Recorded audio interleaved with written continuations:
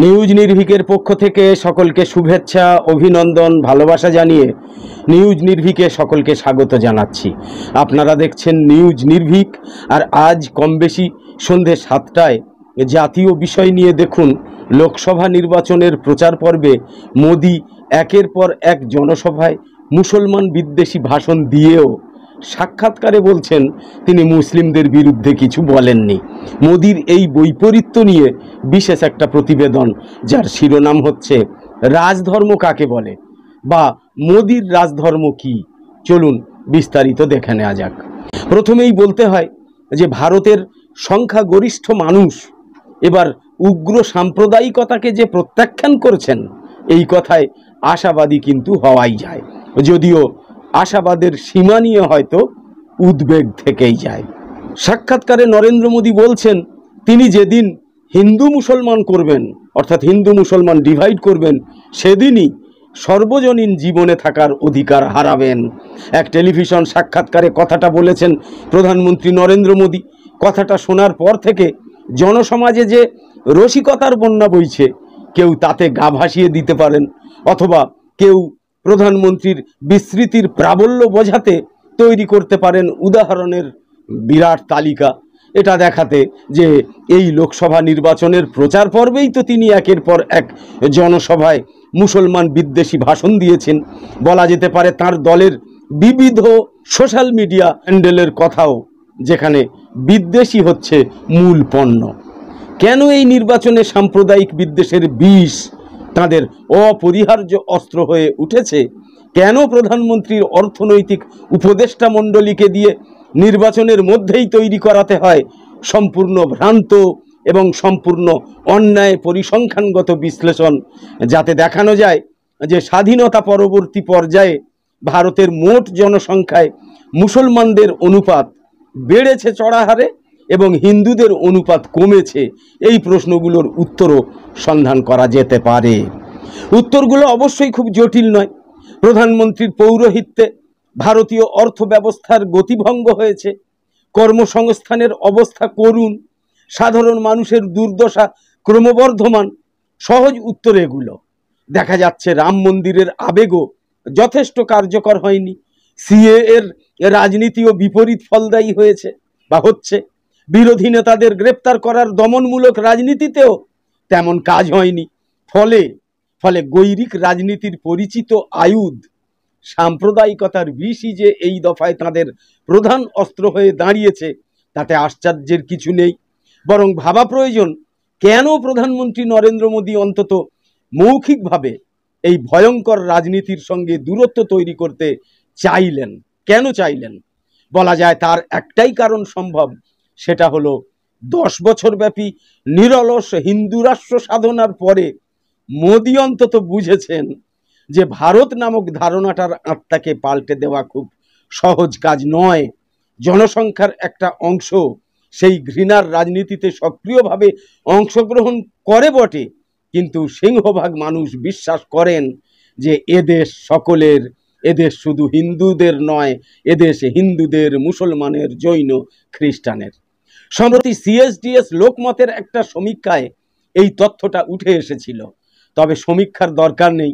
ধর্মীয় উস্কানি যে পেটের ভাতের পরিপূরক হতে পারে না, এই কথাটা মানুষ নিজের যাপিত অভিজ্ঞতায় যে বুঝেছেন বা বুঝছেন, বাতাসে কান পাতলেই কিন্তু তা শোনা যাচ্ছে। সম্ভবত সেই কারণেই প্রধানমন্ত্রী নরেন্দ্র মোদী সাবধানী হতে চাইছেন। জনসভায় বিস্তর ঘৃণা ছড়িয়েও অন্যত্র, মানে সাক্ষাৎকারে বসে অন্যরকম দাবি করছেন। ভারতের সংখ্যাগরিষ্ঠ মানুষ উগ্র সাম্প্রদায়িকতাকে প্রত্যাখ্যান করছেন, এই কথায় আশাবাদী হওয়া যায়, যদিও আশাবাদের সীমা নিয়ে উদ্বেগ থাকেই। দেশের সংখ্যাগরিষ্ঠ মানুষ উদারবাদী ধর্মনিরপেক্ষতার গুরুত্ব অনুধাবন করে সহিষ্ণুতার পক্ষে অবস্থান গ্রহণ করছেন, এ কথা ভাবলে নিশ্চয়ই ভালো লাগে, কিন্তু বাস্তব কতখানি ভালো লাগার মতো তা নিয়ে কিন্তু সংশয় থেকেই যায়। তবে অনুমান করা চলে যে দেশের মানুষ বুঝেছেন যে খালি পেটে ধর্ম হয় না, বেঁচে থাকতে হলে ধর্মের আগে অন্ন প্রয়োজন, পেটের অন্ন প্রয়োজন, পেটের ভাতের প্রয়োজন। আশা করা যায় যে মানুষ এও ধরে ফেলেছেন যে অন্য সংস্থানে ব্যর্থতাকে ঢাকার জন্যই এত সাম্প্রদায়িক আস্ফালন। এরপরেও কে কোন দিকে যাবেন তা এক বিরাট কৌতূহলের বিষয়, হয়তো আগামী দিনের গবেষণারও বিষয় সেটা। ইতিহাস বলে দীর্ঘদিন ধরে মানুষকে বোকা বানানো চলে না। ভারতের মাটিতে এই কথাটা যে বিভেদ মাতোয়ারা নেতাদেরও স্মরণ করিয়ে দেওয়া গেল, তার জন্য কৃতিত্বটা কিন্তু সাধারণ মানুষেরই। সাম্প্রদায়িকতার কারবারির যে দেশ শাসনের অধিকার থাকে না, 22 বছর সাম্প্রদায়িক কার্যক্রমে নিযুক্ত থাকার পরেও, 10 বছর বিভেদপন্থী প্রধানমন্ত্রী থাকার পরেও নরেন্দ্র মোদীকে দিয়ে এই কথা বলিয়ে দিতে পারলেন কিন্তু ভারতের নাগরিকরাই। একদম শেষে বলি, জাতীয় এবং আন্তর্জাতিক বিষয়ক প্রতিবেদন প্রকাশের সময়টা পরিবর্তন করে রাত 10টার পরিবর্তে এখন সন্ধ্যে 7টায় করা হয়েছে। তার বদলে প্রতিদিন কম বেশি রাত 10টায় থাকছে নিউজ নির্ভীকের জনপ্রিয় খবরের অনুষ্ঠান ঝটপট 10টা খবর। সন্ধ্যা 7টায় থাকছে মধ্যপ্রাচ্য সহ ইউক্রেন রাশিয়া যুদ্ধ নিয়ে, ইসরায়েল গাজা সংঘাত নিয়ে, ইরান ইসরায়েল বৈরিতা সহ বিশ্বের বিভিন্ন দেশের টাটকা বিষয় নিয়ে আন্তর্জাতিক প্রতিবেদন এবং জাতীয় প্রতিবেদন, যেটা কম বেশি রাত 10টায় প্রকাশ করা হতো। এখন প্রতিদিন থাকছে ভারতের 18তম লোকসভা নির্বাচনের গুরুত্বপূর্ণ খবরের আপডেট, থাকছে গুরুত্বপূর্ণ কিছু বিষয়ের লাইভ সম্প্রচার। এসব কিছু পেতেই সাবস্ক্রাইব, ফলো, লাইক, কমেন্ট এবং শেয়ার করে নিউজ নির্ভীকের ইউটিউব চ্যানেল আর ফেসবুক পেজের সঙ্গে থাকুন। আমাদের আরও ভিডিও বানাতে উৎসাহিত করুন। আর অনুরোধ করব, সাবস্ক্রাইবার আর ফলোয়ার হয়ে থাকলেও নিউজ নির্ভীক চ্যানেল বা নিউজ নির্ভীকের অনুষ্ঠান অবশ্যই নিয়মিত দেখুন। কেন বলছি কথা? কেননা ফেসবুক পেজের অনেক দর্শকই অভিযোগ করছেন যে নিউজ নির্ভীকের অনুষ্ঠান তাদের কাছে ঠিকমতো পৌঁছয় না। আসলে আমরাও জানি যে ফেসবুক তাদের সাবস্ক্রিপশন বিক্রি করার জন্য কয়েক মাস হলো রেকমেন্ডেশন একদম বন্ধ করে রেখেছে বলা যায়। ফলে বেশিরভাগ দর্শকের কাছেই ভিডিও পৌঁছাচ্ছে না। তাই বলবো, নিউজ নির্ভীক নিয়মিত দেখুন।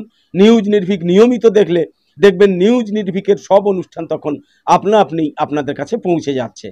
এরপরেও যদি নিউজ নির্ভীককে না দেখতে পান, তাহলে ফেসবুকে গিয়ে বাংলায় এবং ইউটিউবে গিয়ে বাংলায় অথবা ইংরাজিতে নিউজ নির্ভীক লিখে সার্চ করে দেখুন। ইউটিউবে ইংরাজিতে NEWSNIRVIK নিউজ নির্ভীক লিখে সার্চ করে দেখুন, অবশ্যই নিউজ নির্ভীক চ্যানেল পেয়ে যাবেন। আবার বলবো, ব্যতিক্রমী খবরাখবর সহ সব ধরনের ভিডিও এবং লাইভ সম্প্রচার দেখার জন্য নিউজ নির্ভীকে অবশ্যই চোখ রাখুন ইউটিউব এবং ফেসবুকে, আর অবশ্যই নিউজ নির্ভীকের সঙ্গে থাকুন। তো আপাতত শেষ করছি, পরের পর্বে আবার দেখা হবে। সকলে খুব ভালো থাকুন, সুস্থ থাকুন, ধন্যবাদ।